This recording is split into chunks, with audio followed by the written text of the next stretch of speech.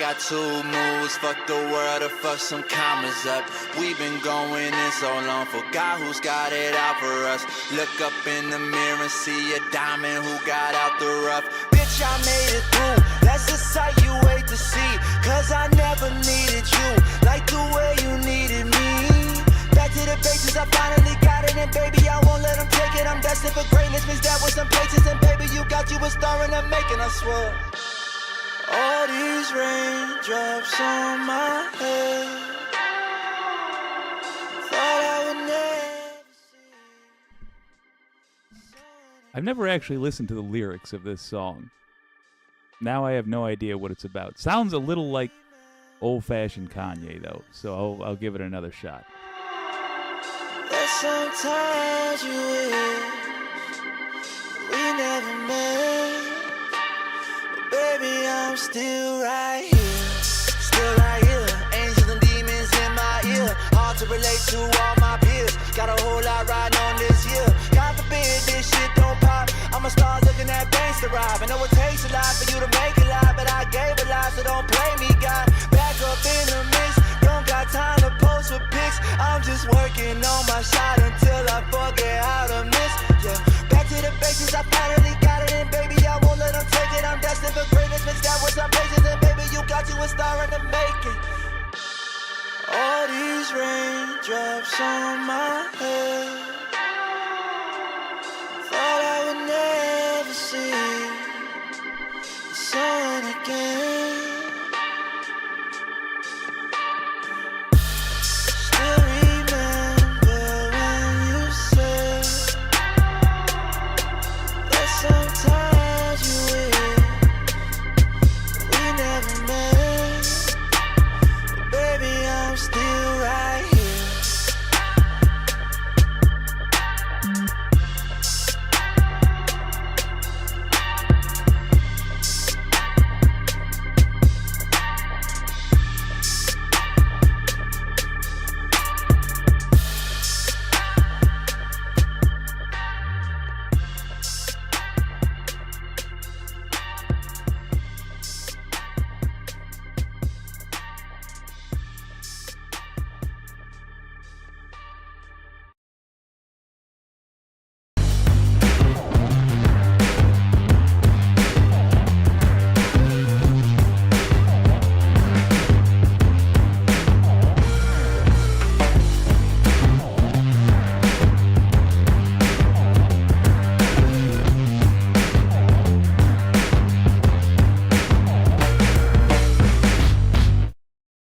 I am not sure if that was a song about being famous and or whatever, or breaking into the industry. It annoys me. A song really, for me, doesn't have to have a powerful message, but it does need to be coherent, or I get annoyed. Welcome to WYCD Wicked. That stands for What You Can Do. My name's Jake. Good to see you. Good to see you in the audience chat. Let me adjust my camera the old-fashioned way, which is to move everything else. Pinkerbell, hello. The Anti-Corporatist, hello. Wicked Foxy Dragon, good to see you. I think I saw the Indigenous Heretic there as well. Yes, I did. Hey there. Wireless Mike, Donald James, Gulf Coast Grid. It's good to see you all. Pinkerbell, hello there. Good to see the I briefly considered doing a stunt stream. I briefly considered doing something like doesn't matter. The reason I didn't do it is because I think it would have done more harm than good. But I don't know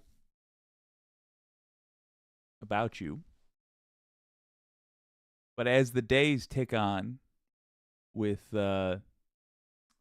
Israel's assault on Palestinian civilians, loosely associated with the October 7th attack by Hamas on Israeli civilians. I'm getting frustrated. I'm getting impatient. I genuinely want to believe that Joe Biden will handle it all. He is on it, understands what is happening, cares about what is happening, knows the difference between Israel and Israelis and Jews and Netanyahu and the people he is in control of. I want to believe he understands the difference between Hamas and Palestinians.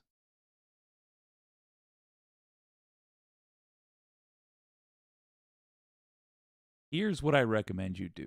And we're going to talk about anything but Israel and Palestine today, unless I get a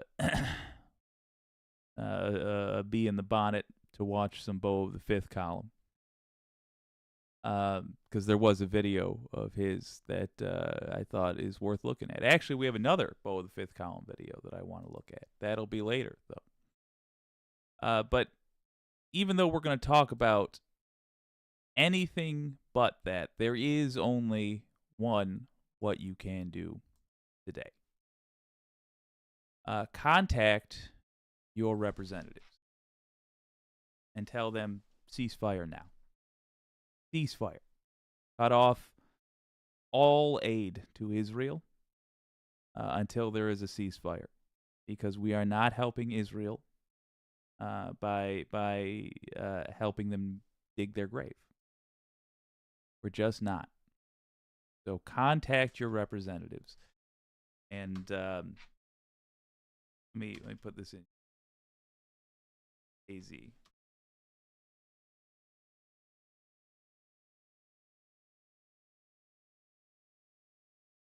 Oh, here we go.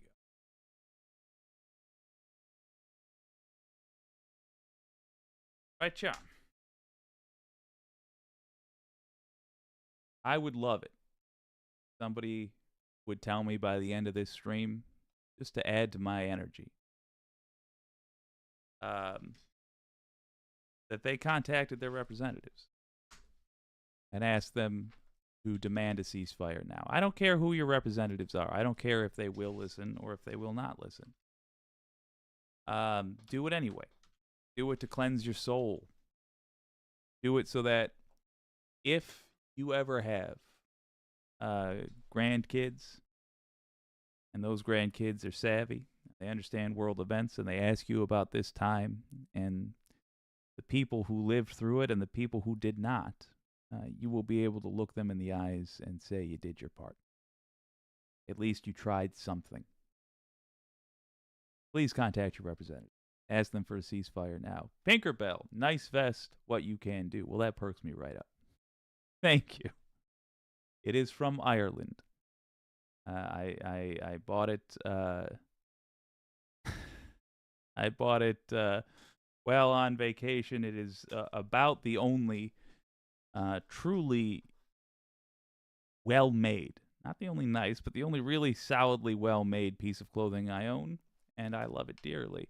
Looney Tunes 9000. Yeah, because Jake knows that the letter hack is live in a half hour, so speed it the fuck up, Jake. Listen, that bum.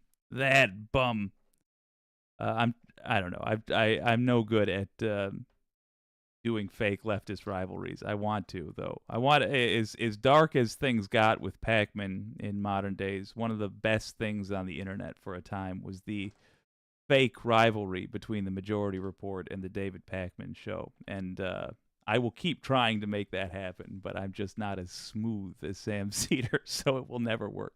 Anyway, pretend like I said something that would goad Matt to respond in a humorous way. And if you could just be a writer and fill that in, there you go. Tetrasan. Yo, the letter hack. Please take your time. See, also Matt's entirely too sweet. He's no one will believe that I've got beef with him because he's like a well-known, reasonable, level-headed, chill guy. Not that he is a slave to being chill by any means, but he's just not easy to ruffle. Sir, I'm here goofing, chatting with the gang and trying to get people to write your representatives uh, to ask for a ceasefire. There's nothing else to do that takes greater precedent. And I'll tell you this, we're going to talk about some Trump stuff. And if Trump wasn't already in the pipeline to prison, I would say that might actually be more important. Because Trump in office ever again means doom for a whole lot of people. But he is. So the most important thing you can do tonight, tomorrow night, and every night until there is a ceasefire in Gaza is to demand a ceasefire. One of the governing principles I have for this channel is the belief that genuine change happens with steady pressure. It's best, I find, to aim for light and steady pressure, not because light pressure is better, but because it is easier to maintain. Or rather, not because light pressure is more effective, but because it's easier to maintain. Put in a little pressure every day. Write your representative every day. Every day.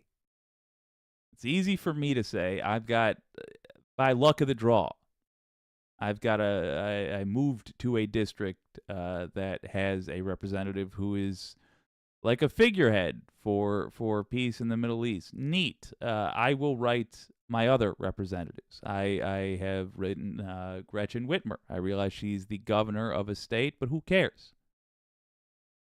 She acts in my name. So I wrote her. I will keep going up the chain to Joe Biden every day. Do the same. Just find somebody who says they represent you, who uses your presence in an area they have been given the blessing to control as their justification for power, and tell them what your will is. They claim to be doing your will. That's the purpose of them. Tell them, all of them, every day, ceasefire, now. All right, let's talk about Cheeto Mussolini. Not my gag, but that's a great nickname. Who is surprised to find out that Trump is going mask off too early? I mean, you knew who he was. I knew who he was. MAGA knew who he was. But sort of the whole Trump strategy has been to skulk just low enough that the comfortable people of the world could pretend like he wasn't a problem, so they didn't have to do anything, frankly. But his eternal his eternal, oh, how do you call it, failing has been that he can't keep his damn mouth shut. He has no subtlety, especially when he gets emotional. Well, boy, has he gotten emotional lately. We talked about this on the channel previously. His plan for avoiding punishment has nothing to do with proving his innocence. Like a true conservative, the facts, the truth, it doesn't mean anything to him. The only thing that says whether he was right or wrong in the end, by his standard of morality, he's very young, childlike stage of development that he's trapped in, is if he gets in trouble. So his plan to avoid trouble is to get the presidency again. Not necessarily win the presidency, just get the presidency again. And then order the Department of Justice to drop the case against him. That's his plan. Now that he's had some experience as the president, he really does understand how weak of a system we have set up. And he intends to tear it down. He's been pretty blatant about that. And recently, he used the word vermin to describe you, me, most of your families, and everybody with a soul in America.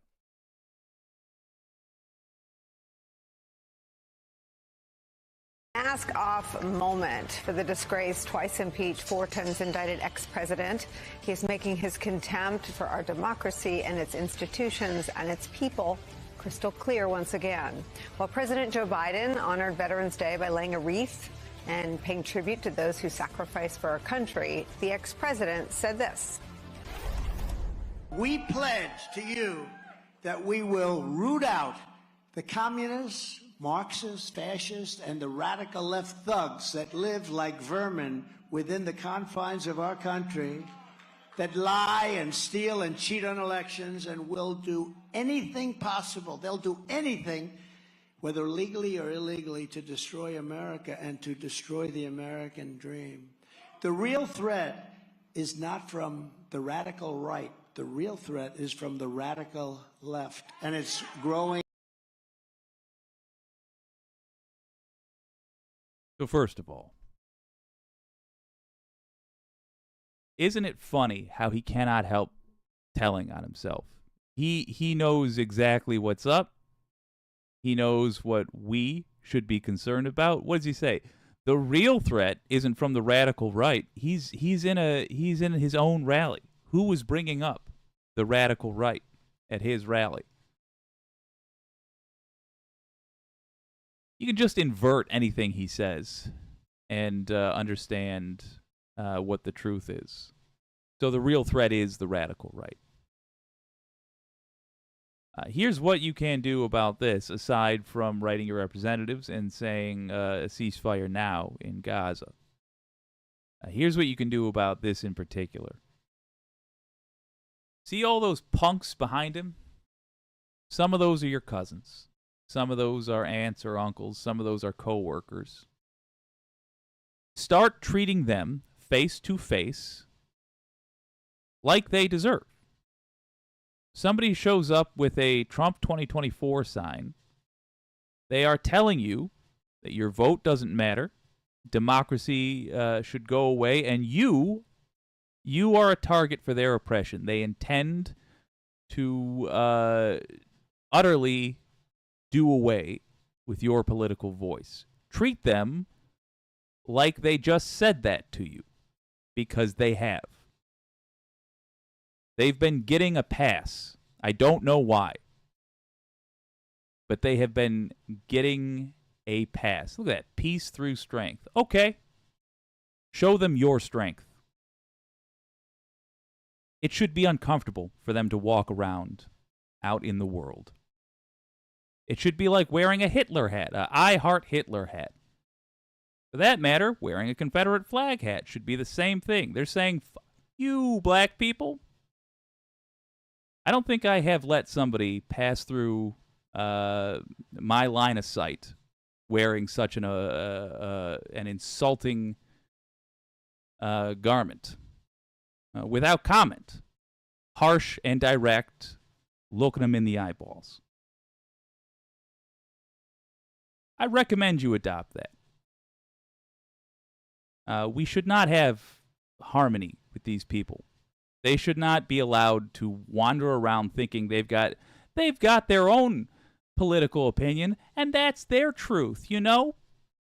You've got your truth, which is that, you know, there should be democracy and decency, and I'm living my truth. There is no such thing as your truth, my truth. That is some nonsense hippies like to say when they don't have anything to say, actually. And hey, I've used the phrase. Don't get yourself down if you use it. I've used it too, but it's a dumb phrase.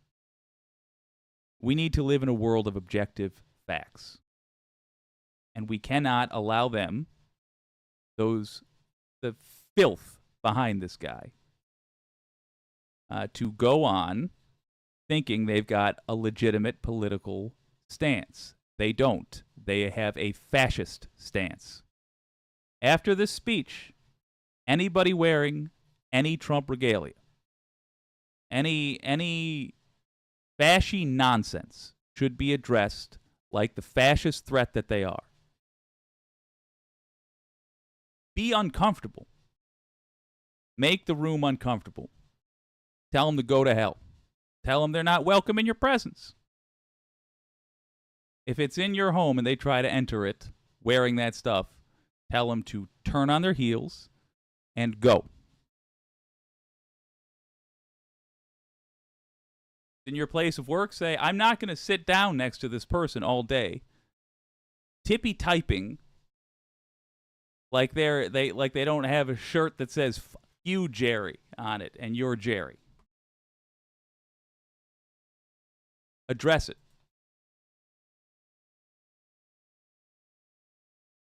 Every day, every single day, the threat from outside forces is far less sinister, dangerous, and grave than the threat from within. Our threat is from within. So you know we have a high bar when we show that to you. Today it's important, and here's why. When an ex-president who sought to overturn American democracy claims in a speech like that in front of his supporters that Americans right here at home pose a greater threat to our country than any of our adversaries abroad, and describes his political opponents as, quote, vermin, it naturally leads to comparisons to other authoritarian leaders. Washington Post spoke to two historians who had this to say, quote, the language is the language that dictators use to instill fear. That was Timothy Naftali, a senior research scholar at Columbia University's School of International and Public Affairs. Quote, when you dehumanize an opponent, you strip them of their constitutional rights to participate securely in a democracy because you're saying they're not human, and that's what dictators do. Ruth Ben-Gayat, a historian at New York University, said in an email this, quote, calling people vermin was used effectively by Hitler and Mussolini to dehumanize people and encourage their followers to engage in violence. Now, in a statement to NBC News, a Trump campaign spokesperson rejected the comparison to Hitler, calling it, quote, ridiculous, a ridiculous assertion, but then said this about Trump's critics, quote, their sad, miserable existence will be crushed when Trump returns to the White House. Of course, either wittingly or unwittingly proving their point. Now, Trump's comments are also... Just to be clear, it's not the name calling I have a problem with. It's the fact that he said, root him out. We're going to go after him. That's the thing to have an issue with. Now, granted, the fact that he chose a word famously used by the Nazis tells you specifically how uncreative he is. But, you know, I don't think it took a whole lot of guessing to know what he was thinking anyway. But he's made it clear. That's the plan. That is the plan. If Trump wins in 2024, that's the game for democracy, most likely. I realize David Feldman thinks, oh, no. There will be enough people in power that will resist. I don't think so.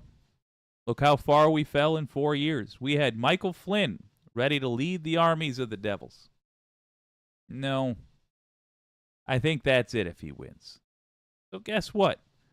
Great news. If that gives you just a little ping of fury, good. It does for a lot of people. And we are likely to win. But we cannot slip even a little bit. From now until 2024, we need absolute commitment to full victory. And this has to be the end of this organization of traitors for all time. Enough with these punks. We've had Going on 100 years of this nonsense with the Republican Party. Enough.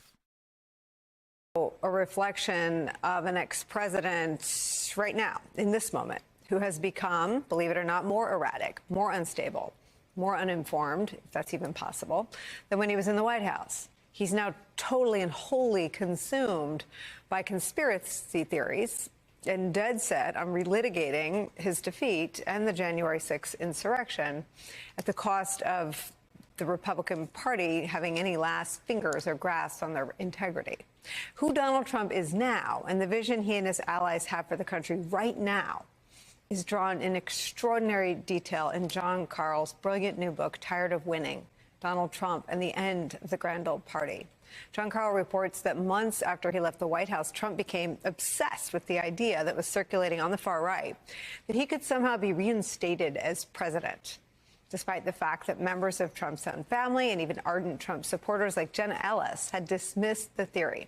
Quote, one person getting their hopes up was Trump himself. One of Trump's relatively junior aides at Mar-a-Lago told me that he was so concerned about how much Trump was talking about it, he urged the former president to give it a break.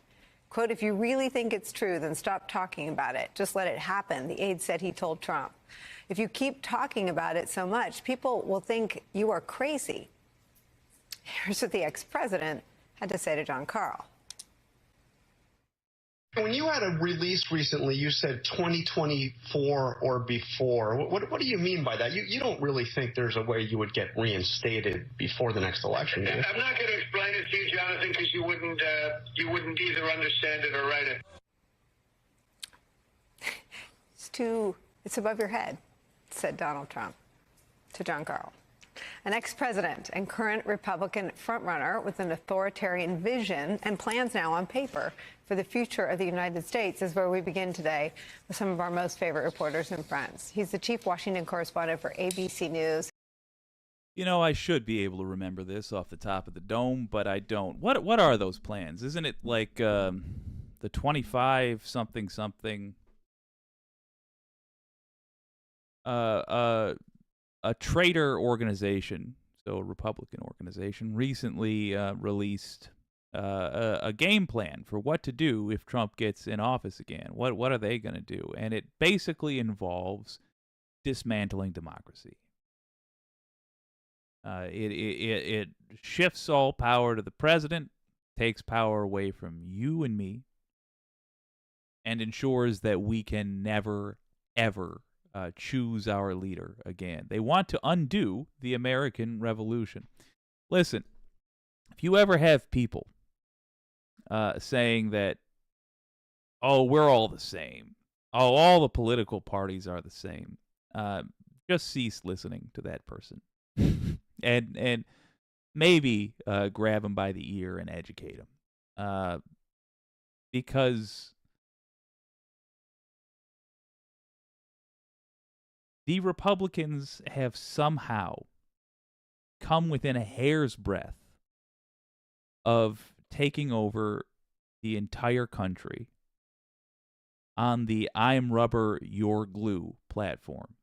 Everything they do, everything they are, they accuse others of being, and it works. They do hate America. They do hate freedom. They hate you having a say in how things go. They hate you being able, you, a lowly peon, a peasant, a serf.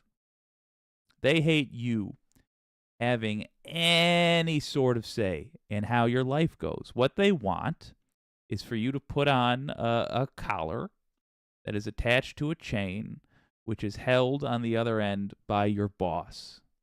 And that person sometimes allows you to go to your home quarters on the slim chance you might have the energy to reproduce and make another worker for them, who will be their property, of course, because they own you. And the only person that boss man answers to is the boss man above them who holds their chain all the way up to the top. And their version of paradise is to only have a couple of people in the fashy links above them. That's the world they've been working hard to make.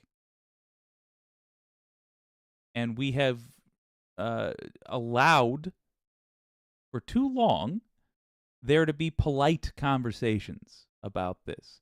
There should be conversations about this. This is how we should deal with it. It's through conversations, just a series of conversations. However, they should not be polite. We should take it as an insult, what they intend to do. And the people who support them are insulting us. Clear. His latest book, Tired of Winning, Donald Trump and the End of the Grand Old Party, is out tomorrow. It's the most important thing that's been written to date about what is in front of the American people in the next presidential election. Also here at the table, former top official at the Department of Justice, Andrew Weissman, plus former congressman from Florida, David Jolly's here. Betrayal, in my opinion, was the roadmap that the January 6th Select Committee agreed was the roadmap for investigating how January 6th happened. This feels darker, if that's possible. This feels like the roadmap that Donald Trump would use to turn our democracy into something really different. What he envisions, what's out, what's being covered. I think the excerpts from your book put in motion a little bit more of a reveal from the Trump camp, and these are plans on paper. Yeah, look, I think the January 6th committee did a tremendous job of describing what January 6th was all about. The prosecution we've seen at the federal level in Georgia have outlined all that Donald Trump did to use the powers of the presidency to try to overturn American democracy, to try to overturn a presidential election. But this is darker, because what this is not trying to explain what Donald Trump did on January 6th or in the weeks leading up to January 6th. This is looking at what he would do if he were to get power again. And just want to say, I'm looking through some of those comments. Fantastic. I can't wait to see them. But let's let these cats finish up. I want to see what the ultra comfortable are doing. I want to see these people just now getting nervous about this. Just now, finally, getting nervous about this. It's amazing to me watching these pampered cats yowl at the sight of the slavering, mangy beast shuffling up the long driveway. Because it's almost at the door, and we've been barking this whole time. I firmly believe, and I think the research in this book lays it out, that Trump is going to be more determined to upend the norms and the customs that make democracy possible. He is going to have fewer restraints, no real guardrails. I think January 6th is basically a starting point, not an end point, if there is another Trump presidency. I think there's ground that's covered in betrayal where you reported, let's deal with Hitler, okay? Okay. Trump's affinity for Hitler was always covered under an umbrella of his stupidity, right? People like General Kelly were like, oh, you must not get it. You must not mean Hitler's army, right? I mean, he would talk about the brilliance of Hitler's generals. Correct. General Kelly, yes. Correct. And you've got some reporting about Merkel. I want you to explain that. I'm going to read that. But tell me how Trump sees Hitler. Well, Trump clearly has this infatuation with strong leaders. He thinks that's good. They must be brilliant. They must be smart. This is why he actually was praising Hezbollah recently for being smart. But he talks about really smart. Let me anti-praise these idiots for being dumb. Stop saying Trump really praises. He really likes strong leaders. What do you mean strong? Do you really not talk to regular people ever, Carl? Wallace? Do you not talk to normal people? Do normal people describe Hitler as strong?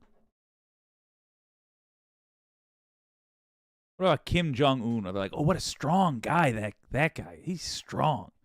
No. That sack of dough is not strong. No.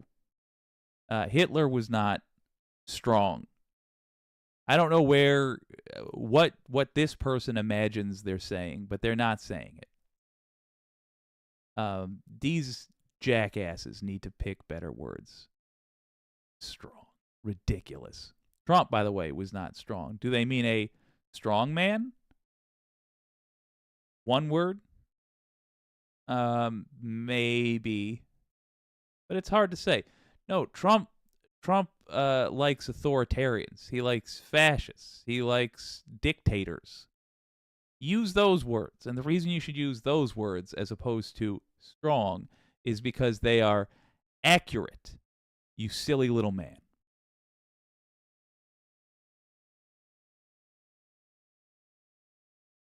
By the way, I would like Nicole Wallace to interrupt him and say, find a word other than strong, Carl. That means nothing. That's what he said about Hezbollah. His praise for Kim Jong-un, for Putin, for Viktor Orban of Hungary. I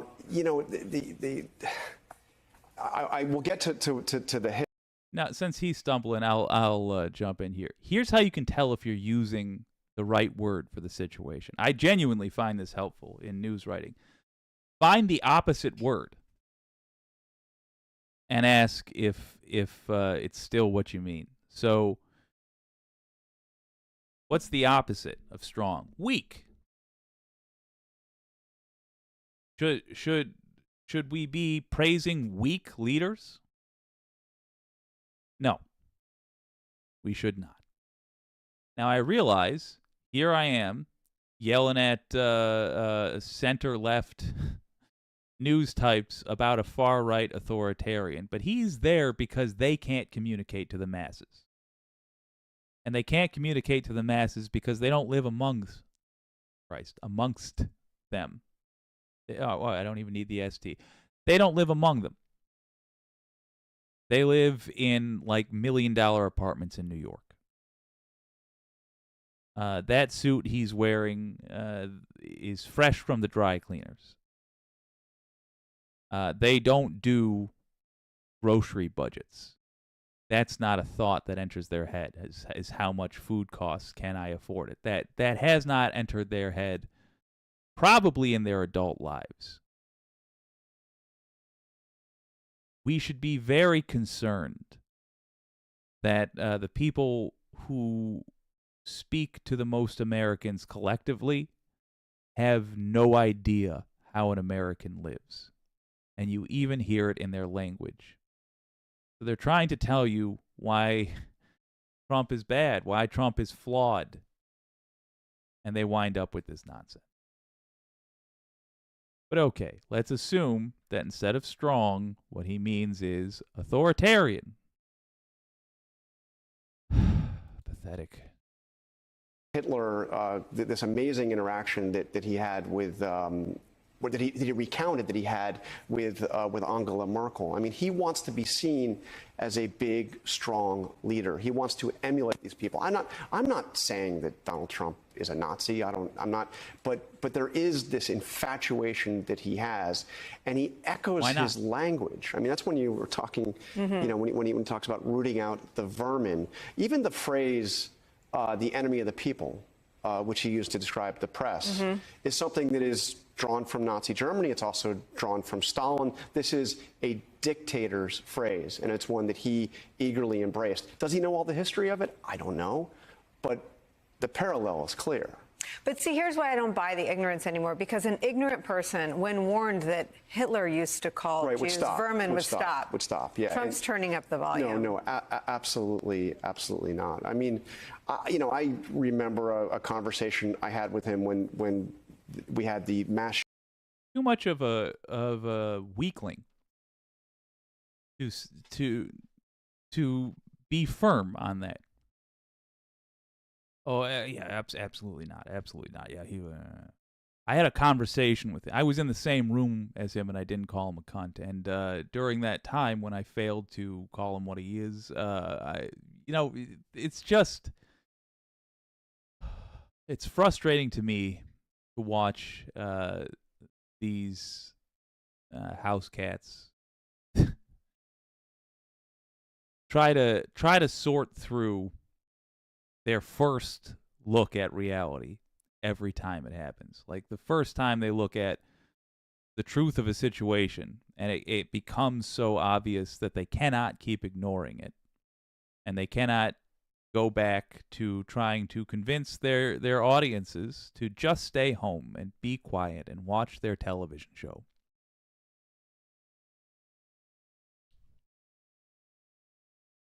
It's amazing to me to watch them struggle to describe the reality that they've been telling us to ignore. And it's amazing to me because when they tell us to ignore it, when they tell us we've got it, no, the thing to do is just stay home and just stay quiet and just stay obedient. The assumption that the regular folks who listen to them make is that they were aware of these things. They were aware that there are people in MAGA hats skulking around polls and harassing anybody they think they can get away with harassing, and calling in fake incidents to the police in an attempt to get a black person killed, and wearing Confederate flag hats to terrorize black children who happen to see them, and to make an awkward moment for a black family that happens to see that hat. So they have to turn and answer their child's question of what's that? These effing nothings who get paid ludicrous amounts of money to pacify the population ought to be ashamed, first of all. And second of all, they should use that shame as motivation to be better. I hope folks like Nicole Wallace are before bed every night looking in the mirror and asking themselves, how did we get here? And I hope they realize that the answer is that they took their $1 million apartments and they took their very nice beds and very fancy cars in exchange for propaganda. Status quo, centrist propaganda. Essentially saying, ignore that splotch on your skin. Do not go to the doctor. Do not get a biopsy. Ignore it, ignore it, ignore it. I know it's getting bigger and miscolored and misshapen, but ignore it, because I am paid to tell you to just stand by. Shootings in El Paso and in Dayton in short order, and there were real concerns that there would be copycats, there would be more, and he was using this language, again, this language out of the Third Reich, of enemy of the people. And I said, aren't you concerned that people will take your words to heart? Aren't you concerned that they'll act on them? And without missing a beat, he said, I hope they take my words to heart, because I firmly believe the press is the enemy of the people, et cetera, et cetera. So I don't know, maybe it's an inability to have any kind of empathy or understanding of the consequences of your words, but that is consistent. I mean, that is not new with Donald Trump. Let me read the Merkel stuff. Okay, it's from the book. One prominent member of Congress, a Trump ally, told me that the president on 2 separate occasions claimed Merkel had complimented him on the large crowds he attracted when he spoke. Quote, she told me that she was amazed at the sight of the crowds that came to see me speak, Trump told the Republican congressman. Quote, she said she could never get crowds like that. In fact, she told me that it was only one other political leader who ever got crowds as big as mine. Only one in history. The Republican congressman couldn't believe the insinuation was lost on Trump. And it's easy to forget that he is also dumb. And I say this with some qualification. As a well-known idiot myself, I smell my own. He a dummy. But unfortunately, he weaponizes that stupidity, because he's fine with people he's going to have killed, calling him dumb because or thinking that he's dumb, because he's not quite as dumb as he lets them believe. And he's fine with them being on his enemies list because he has a plan for that enemies list. And they, ironically enough, are just dumb enough to let him enact it. Thinking, you told me while recounting his interaction with Trump, you know who she's talking about, right? Take me behind that. Take me inside. I mean, this is, first of all, this is a Not very telling prominent him. member of Congress who was very close to Donald Trump, who was absolutely blown away by this. Because clearly, if, who knows what Merkel actually told Donald Trump, but he's recounting the story. Right. The Chancellor of Germany telling him, only one person could get crowds like yours in all of history. It's obvious what she is trying to talk to him, because Trump's bragging about his crowds, saying, so, I don't know, this ally felt that Trump enjoyed the idea of being compared to Adolf Hitler. At least the aspect of Adolf Hitler attracting all those huge crowds. Huge crowds. Just had to qualify it in the end. Well, at least just, the crowd part is what he liked about it. No, you asshole. What did we just talk about? He's using Hitler's speech. He's a fan of German generals from World War II and wants his generals to be more like that. Wink. Let me give them this piece of sympathy. Admittedly, if I had worked my way up to being a fancy newsman by 2015, I was at a national desk, I might think, well, the thing to do is do my thing. Just really hard. Really, really defend the status quo. Really, really get in there and tell people to, hey, try to compromise with Republicans in the legislature. Maybe that's what I would think. I don't know.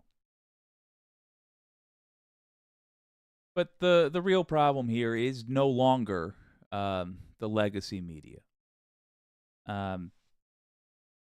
That's going away, and the format of the live stream, essentially talk show, the live stream news show, is replacing it. Good. And that's good because you guys can fact check in real time, and do, in fact, fact check in real time. And there's debates and internet scandals and all those things which have a lovely way of weeding out the worst. I don't think Tucker Carlson will...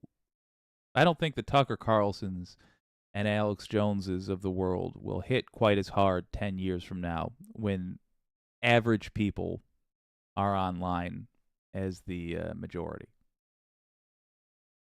But in the meantime, we have traitors to deal with. I would like to go into reading comments, but I would like to first remind you all, do not let people who support this guy get away with showing their support for him without your 2 cents being added. If they let you know in any way, shape, or form that they are pro-fascist, you let them know you're anti-fascist, and they ought to change their tune. Because they are coming after you. They're announcing that they are coming after you when they announce their support of this guy. And if they don't know that's what they're doing, you get to say, I have some very important news for you. I have some updates that you need to be familiar with. And we're not leaving this room until you make it clear that you're going to turn that shirt inside out, go home, find a different one, and then burn that one.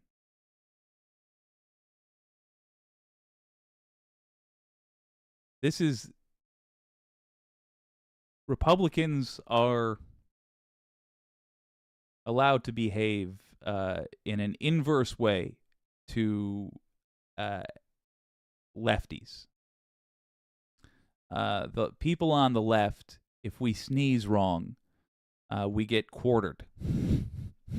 Drawn and quartered. The opposite is true with Republicans.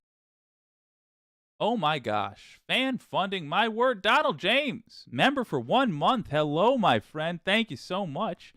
If Trump gets reelected, he will actually evolve into God, the most powerful entity in the universe. Listen, I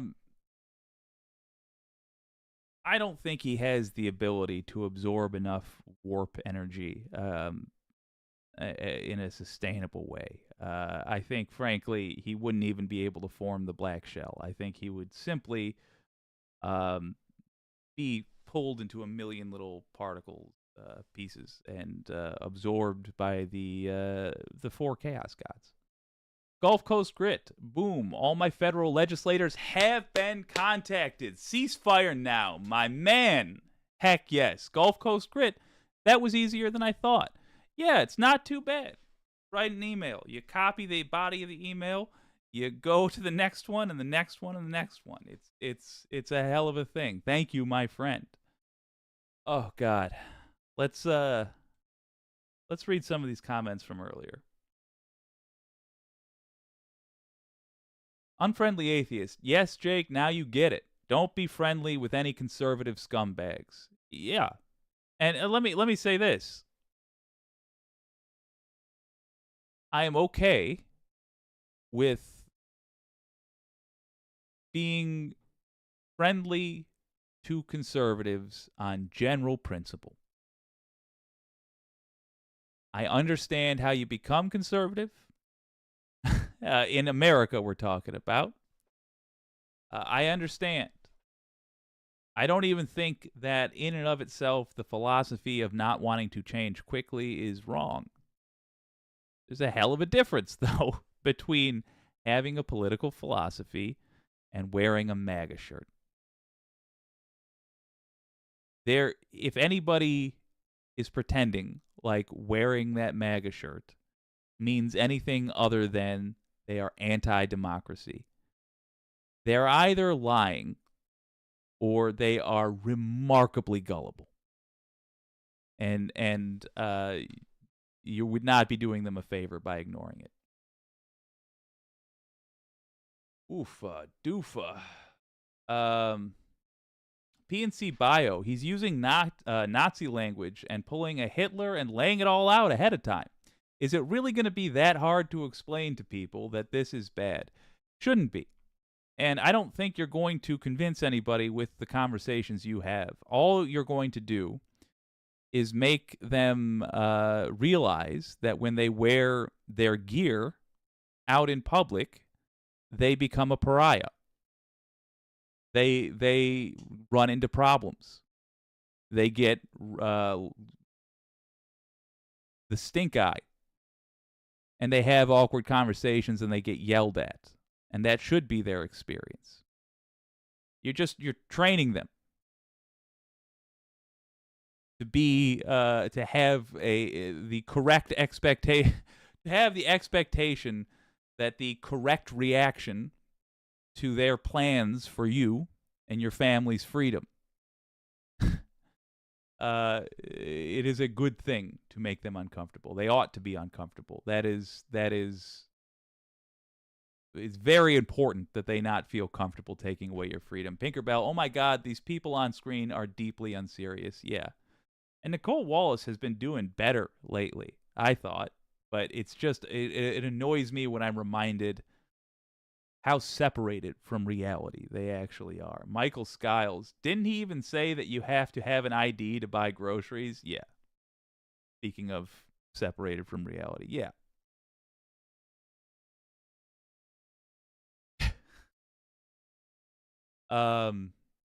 PNC Bio, we've come a hell of a long way from welfare queens and lower taxes. Yes, exactly. Exactly. Squisher King, hello, good to see ya. Shade Dragon, this is sad. This makes me believe Trump actually can read and just chooses to read only Mein Kampf. Luke, like other people think he reads the Bible. Yeah. Yeah. Ugh. The anti-corporatists, it's easy to get crowds when not showing up will get you killed. Easy to get crowds when not showing up will get you killed. That's interesting. I'm not aware of what you're talking about there, but intriguing. Pinkerbell, Stephen Miller quotes Hitler when he's trying to gas up Trump. This is my theory. I fully believe that. Stephen Miller is I think he's an out and proud white supremacist, isn't he? Regardless, he's a white supremacist. The anti-corporatist, I couldn't see him reading more than a couple pages at a time, and even then, he wouldn't understand more than the surface meaning. Oh, no, I'm sure he didn't actually read anything. I'm sure he's just got a vague notion. Hitler was the guy that killed Jews, and nobody was allowed to question him, and since killing Jews means nothing to Trump, to him, Hitler was just a guy that no one was allowed to question, and that's what Trump wants to be. Gulf Coast Grit, conservatism has been on the decline for quite a few years now. That ship sailed with millennials. Hell yes. Hell yes. I gotta tell you, it was both good and bad. Growing up, it was very clear what is happening with Gen Z now was also happening with millennials, and it looking at the why of it was just so depressing. We would have fallen for the same stuff as the generations before us, except that it was running out of steam. The reason their policies were bad was because they were bad. The reason their policies were bad was because they didn't work. They didn't do the things they said the policies were supposed to do. And my generation, of which I am on the later end of, or earlier end of, whatever, I'm older, for a millennial. We were the first where it was just undeniable, where Reagan's Reagan's pitch for economics was just clearly shown to be nonsense. And from there, I mean, the rest of it came apart.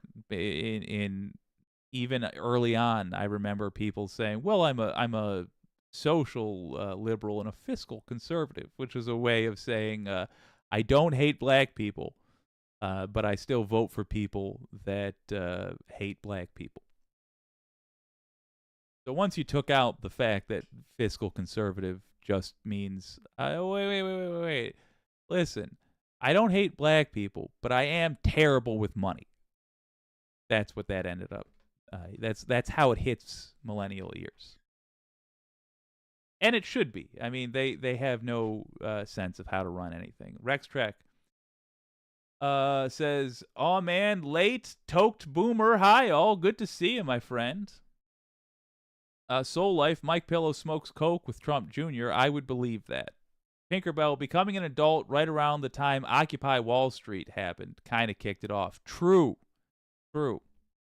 And it happened because, in my opinion, I bear in mind I have no degree, and I attended a community college. I think I have an associate. I don't know, but understand my lack of education here. But I do, just having lived through those days, I believe Occupy Wall Street was the manifestation of people realizing Reagan lied, and that these bank bailouts and all this neoliberal nonsense was just a way for the rich to steal our money time and time again. It shouldn't have taken as long as it did. It shouldn't have had to hit the middle class like it did before people in the middle class started listening to the people that got hit by it first. But of course, just like people think that violence isn't the same when it hits brown people, financial problems aren't the same when they hit poor people.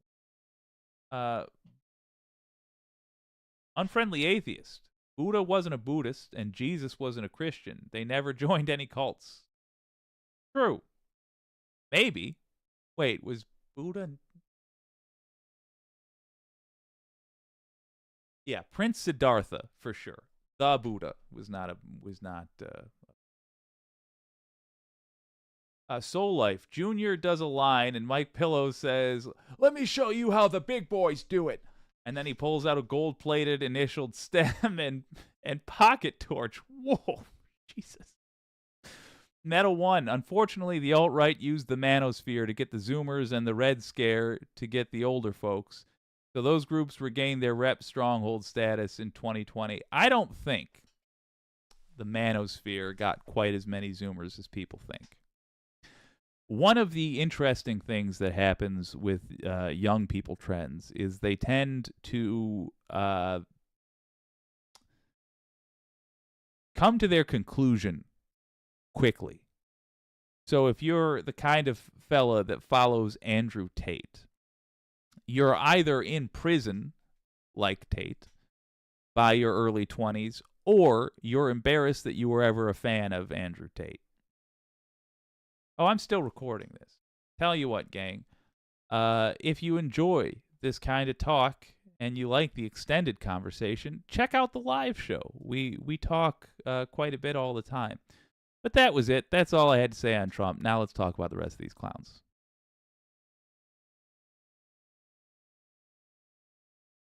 Yeah. These things tend to burn out quickly. So if you're an Andrew Tate fan, by the time you're in your early 20s, you've gone through puberty with the worst advice ever getting told to you. You're either in prison or embarrassed by it, and trying to, at the age of 20-something, learn the social skills you did not learn when you were 14 or whenever you started watching Andrew Tate, because you learned, you got taught bad as a prank, essentially, as part of a scam.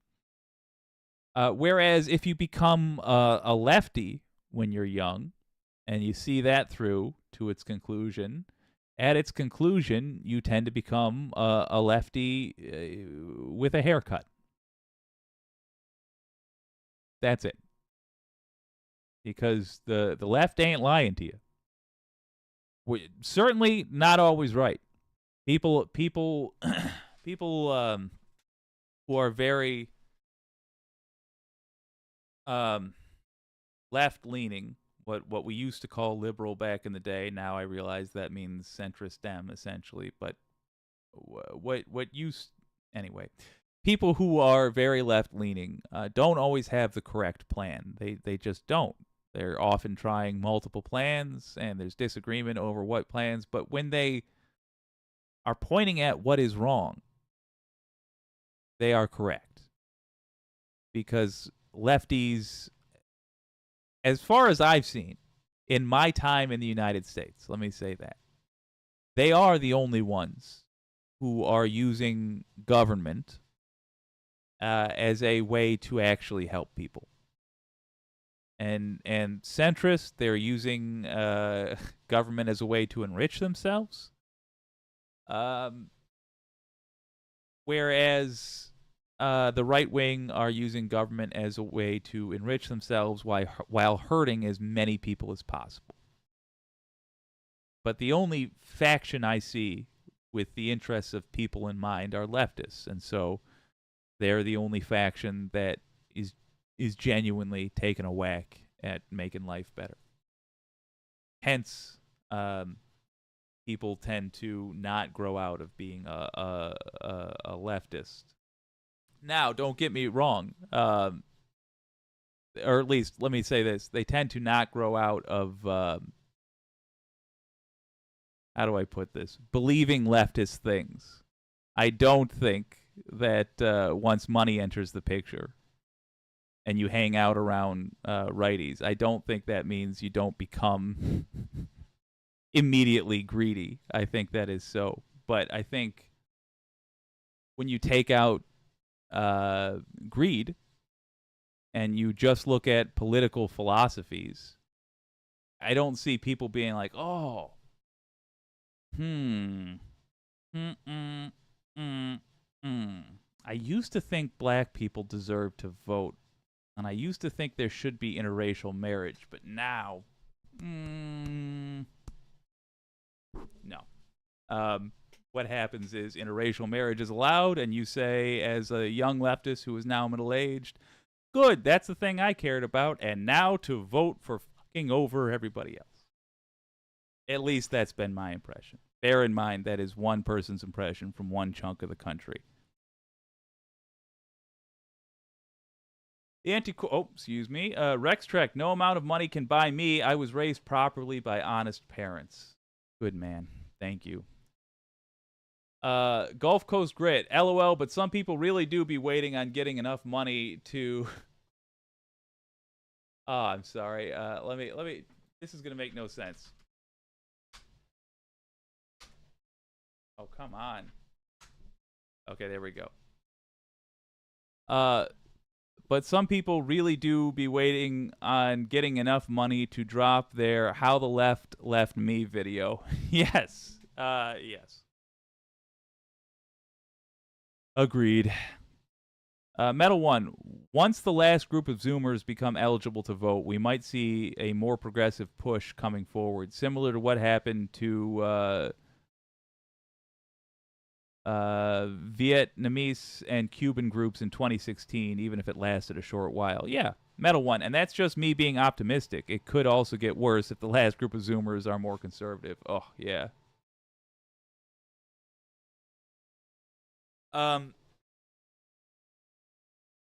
think it is more than just the Zoomers as well. There's a whole lot of people who considered themselves Republicans just because they don't know anything about politics and they like to pretend like they're practical people. That's really why I realize people say yada, yada, yada, money corrupts. But from my impression of the suburbs, that's why most people in the suburbs were Republican. I didn't see a lot of people like giving a shit about their taxes, you know? I mean, they would mention that as a reason for doing this, that, or the other thing, but nobody ever had like a bumper sticker like, don't you tax me. It was always cultural stuff. That people in the suburbs like to be seen as the kind of people that wear fancy clothes and drink wine to unwind and have a guest house and a cabin on a lake somewhere. To give you an idea of my upbringing, my horse was named Maple, and my brother's was named Blaze. A good horse. I enjoyed the 2 times I I remember riding it. Just surrounded by a lot of suburbanites. And those people, to me, didn't know anything. I mean, anything about how things worked. They didn't really care to, but they did want to seem like they knew. And the way they did that was the same way I see people who have no interest in actually getting involved in things justifying it, which is to pretend to be pessimists. And they would say things like, if you mention social issues, they'd be like, well, but come on, we need a good economy, so... Oh, what about Republicans you think will make a good economy? Well, they're fiscally conservative. What do you mean? Wait. What specifically are you saying? Well, they're I like somebody who's responsible with money and who's gonna really just pay attention to how government functions and just treading water like that. If you say you're Republican now, and by the way, we should do the work of making this the case. If you say you're Republican now, that is tantamount to saying you ladle soup over your head and go, you're a nut job. You're a weirdo who thinks that the government is run by lizard people and the earth is flat and Jesus is going to come back tomorrow, and we have to start the apocalypse to get the earth ready for him. The flat earth ready for him, to purge it of the lizard people. That's what you're saying when you say you're a Republican. Really keep that going. Here's a shitty thing that I recommend you start doing.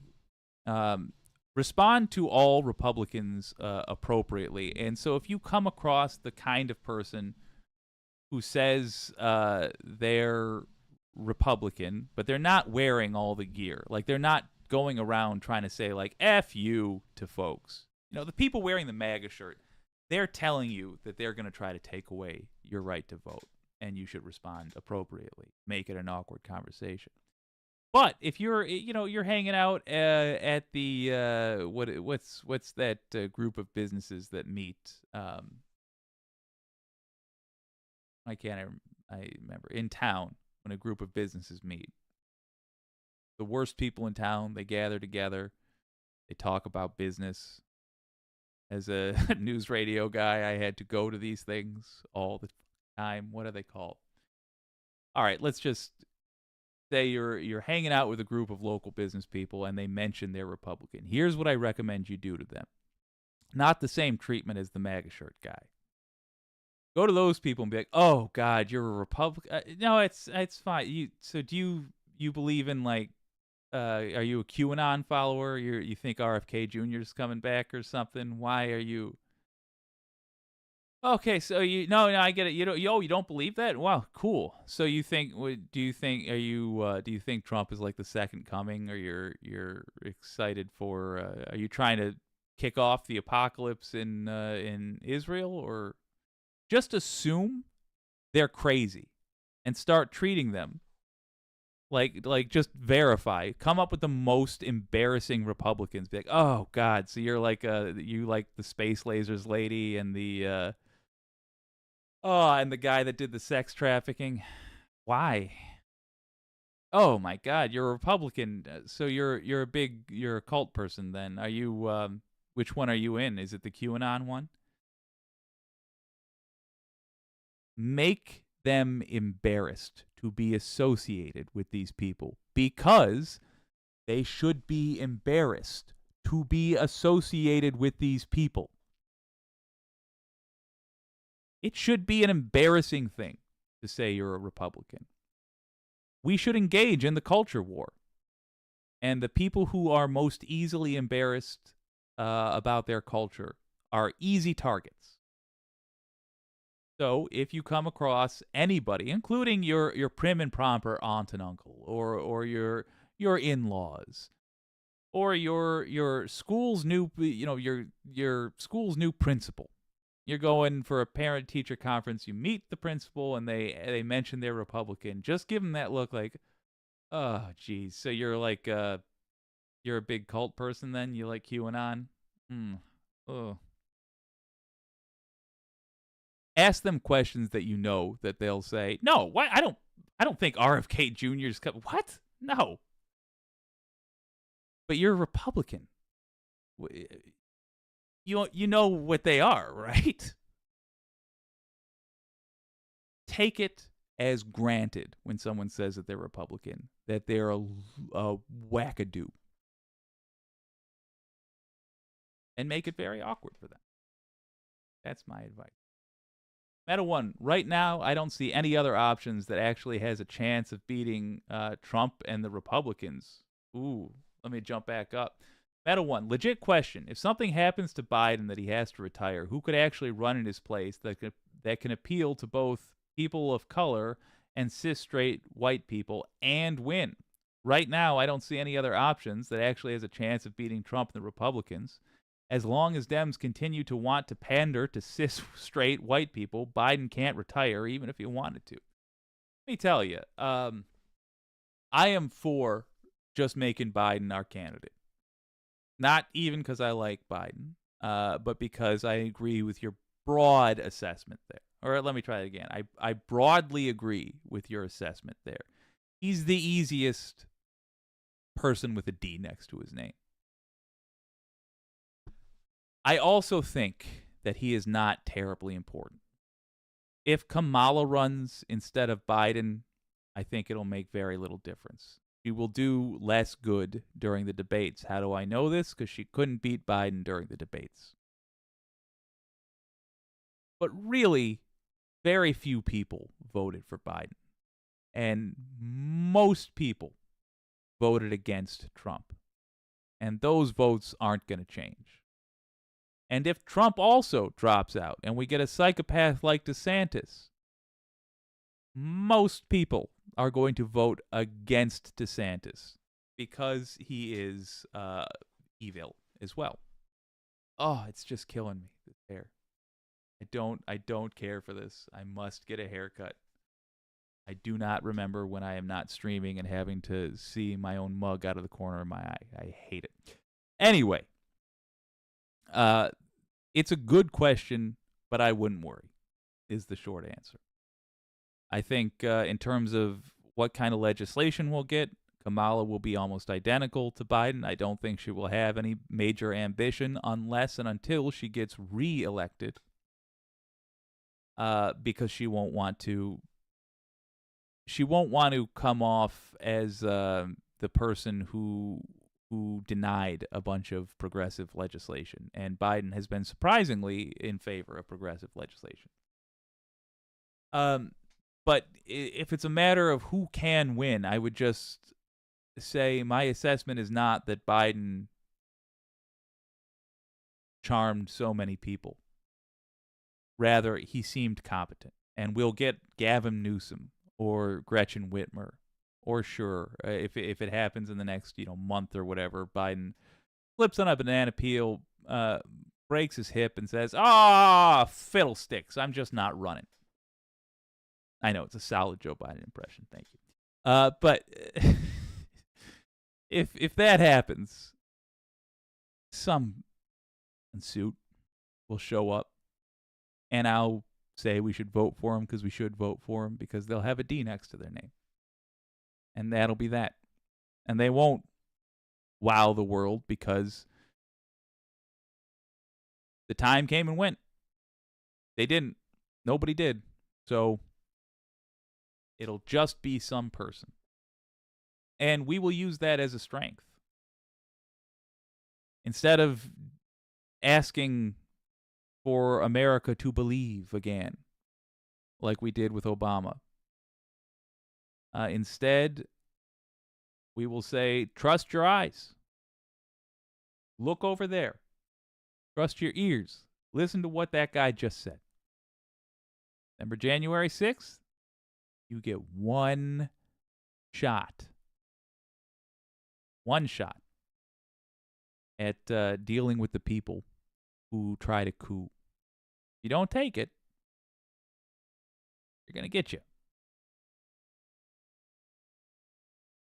That'll be the pattern that we take, that we follow, I should say. And I think it'll work. To me, the losing scenario, which is actually not unlikely, I would say there's about a 50-50 shot of this. The losing scenario is this. Biden barely beats Trump, who is in prison. We don't get the House or the Senate, one or the other. We get one, we don't get the other. Just a regular sort of election. The incumbent president keeps the seat, but we lose one house and regain another. And functionally then, nothing happens. The country just sort of limps along for another 4 years. And there are tragedies that we endure, and no progress is made. And America is left with the impression that voting doesn't matter again. The exhausted left, they just sort of, they don't really give up, but they just sort of peter out. And then, in 2028, somebody who is exactly like Ron DeSantis, but is unknown. Basically, Mike Johnson, too, shows up, runs for president, wins by a very slim margin in a very low turnout election, and we are that's it. And we become, because they change subtly a few rules, that make it even more difficult for lefties to win, make it even more unfair. And also, we're just out of time. We lose the 4 years that we needed coming up from 24 to 28 to start fixing the environment. We lose that time. And with a new boring, evil president, we lose another 8 years. And those 12 years push the environmental crisis beyond what we are able to control. And we go into the dark times. And oh, hey, by the way, they do quietly do away with democracy. They fully do away with it. They started, by the way, already with Citizens United, with overturning Roe. I mean, they're stripping away rights. With Roe, we had never, until then, we had never had a right established that was then taken away in the United States. Now, that taboo is gone. So that's what I'm afraid of. I'm afraid of a boring apocalypse. I'm afraid that I'm not really concerned that we are going to lose the presidency. We might. That would be terrible. But I don't view that as being the most likely thing, or as more likely, I guess, than the other scenario where we get the presidency, but we don't get the trifecta. And Republicans don't go away. And we never quite finish dealing with the January 6th traitors. And we don't go down to the state level and get all the people at the state level who participated and all the fake electors and round them all up and put them in prison where they belong because they betrayed us. We don't do that work. We let them fester, we let them try again, and we lose the country slowly. That's a concern. Genuinely, try your best in this upcoming election. Republican House, Republican Senate, and, oh my God, not those things, please.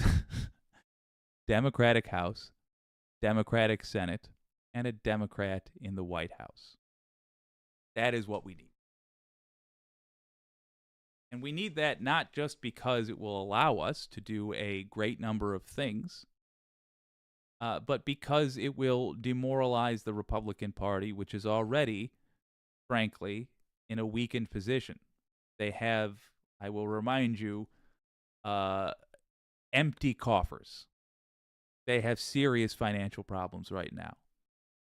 They are torn ideologically. There's people that want to keep the scam going long term. That's the old-fashioned Republicans. And there's the people that want to do a vicious, direct, and obvious takeover of the country. That's the MAGA Republicans.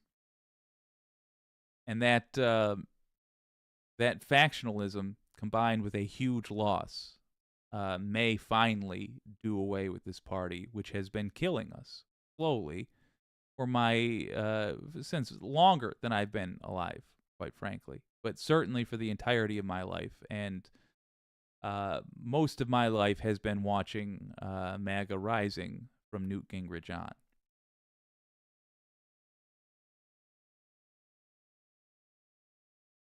Well, gang. Oh, Metal One saying that they won't vote for him. And let me jump back up. Metal One, Biden got selected because older white people like him. The problem with him is that he has a lot of Red Scare myths about him in Asian and Hispanic Latin communities, and with Swana and South Asian folks. Interesting. Saying they won't vote for him and Dems because of Israel-Palestine. Dems might not have enough voters to fill in the vacancies left by white voters who voted for Biden and then immediately went back to Trump and the alt-right. The way to start dealing with that is what we've discussed today. I don't know a lot about a lot of things, but I know honkies. I know honkies real well. I am honkies. So I speak with some authority when I say that embarrassment is how to slay these devils. Let me change one letter there. It's how to sway them. Embarrassment. Make it socially awkward for MAGA people to show up places wearing MAGA stuff. Make it so that the wife turns to the obnoxious husband and says, please don't wear that out. I don't want to have a whole thing. And the husband says, this is my freedom of speech.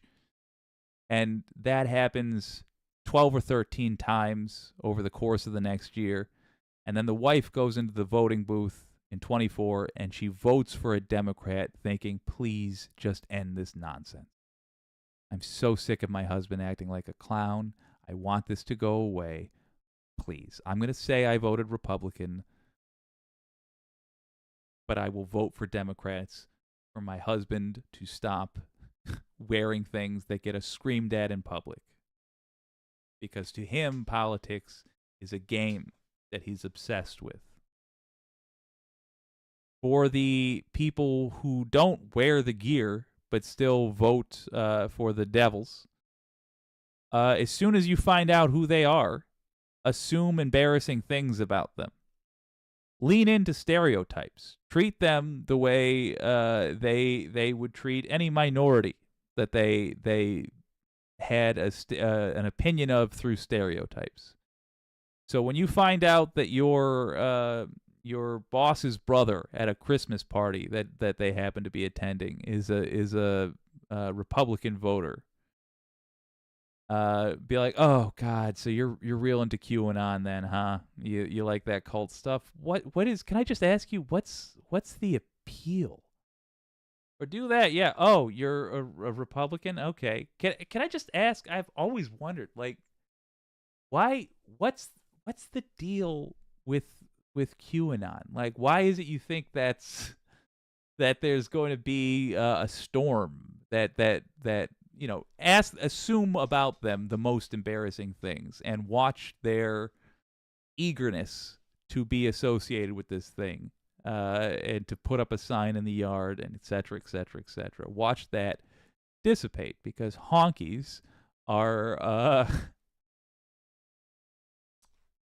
they're a shy lot when it comes down to it.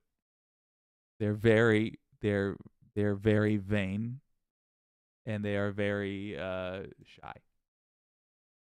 Pinkerbell, same thing happens when reproductive rights is on the ballot. A bunch of conservative women go in and cast votes they will deny later. Exactly. Make it personally beneficial to the Republicans to not have to worry about this stuff anymore. They've all talked themselves into jumping off the old bridge by the creek, even though the creek water is only that deep and the mud is that deep and a whole lot of kids drown there. They've all talked themselves into it, and your job is just to put up a bridge closed sign, even though they could easily get around it. All that's there for is to give them the excuse to say, oh, well, it's closed. Looks like we can't. Gulf Coast Grit. So we have a new campaign. Shame 2024. Yes, exactly. That is it. Just shame them. They require it. Michael Skiles, bless your heart. I'm sorry.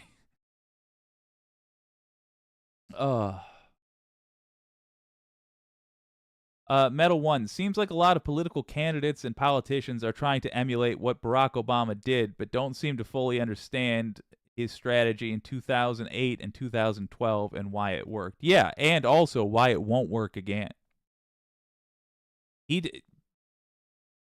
You cannot do the Obama twice, because the second half of doing an Obama is not fulfilling any of your promises. Or so badly fulfilling them that nobody remembers that you took a whack at it. What you can do, and what anybody can do, as many times as you want, is a Bernie Sanders. Have a specific plan in mind when you say things ought to be this way or that. You don't even have, I said specific and I shouldn't. Just have a plan. Have things that you think ought to change, not just that there should be generic change. That was the most Democrat message ever in retrospect. Change! Yay! Yay! Change! What change? Now! Change now! Yeah! Change now! Change now! What change? Oh, he's left. That's fine. Hi, I'm Ray Romano. That's when I start doing Ray Romano, it's usually time to end it. Domenico! And by that, he means the honky-tonk music. Are you talking about Billy Joel McAllister? Oh, my gosh. All right. When Ray Romano comes out, I think that's the end of the show. Gulf Coast Grit, I want to thank you in particular. Thank you for making me feel better. You wrote your representatives, you asked them to cease fire now in Gaza. Thank you. I'm going to go do it again. I did it earlier today. I'm going to write him again and say, guess what? I had dinner. And then I did a stream for 2 hours, an hour and a half. And in that time, about 20 civilians killed. What is it? Is that accurate? Oh, no, much more than that. Never mind. Much more than that were killed. And we don't have a ceasefire, so get off your ass. That's what I'm going to do. I hope you guys will do the same. This has been WYCD Wicked. That stands for What You Can Do. My name's Jake.